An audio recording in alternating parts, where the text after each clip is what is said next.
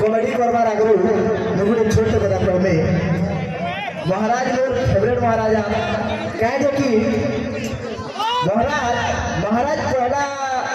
से महाराजा जे कि आमर सम्बलपुरी धनु यात्रा हो बोली पहला आवाज उठे हैला आमर भाषा एक कोटी काली महाराज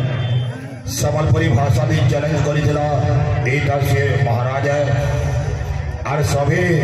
रोजा ड्रेस पिने जानसन हेले एंता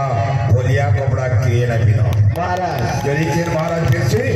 ए महाराज भोलिया मानकर सब कापर पिने के मार छी तो महाराज अपन को काली गुटे आदेश चाहे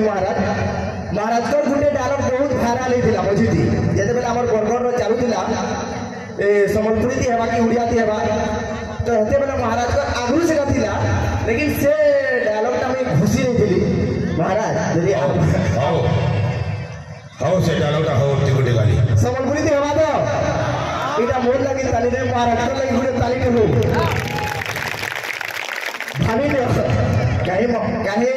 स्वर्ग कहीं मुझे केवल शरीर नहीं पता पारे लेकिन भाभी ने मुझे गोटे छोट कंस दिए है जलंधर दरबार है जे कहला मुझे गोटे छोटे कंस तो महाराज को डायलॉग केता कहबे जेतु गोटे आर्टिस्ट है तो प्राय कर कि माने कहवा लगी आपन मन को भल लगबा बोली मोर आशा अछि ठीक है चा करबो दादा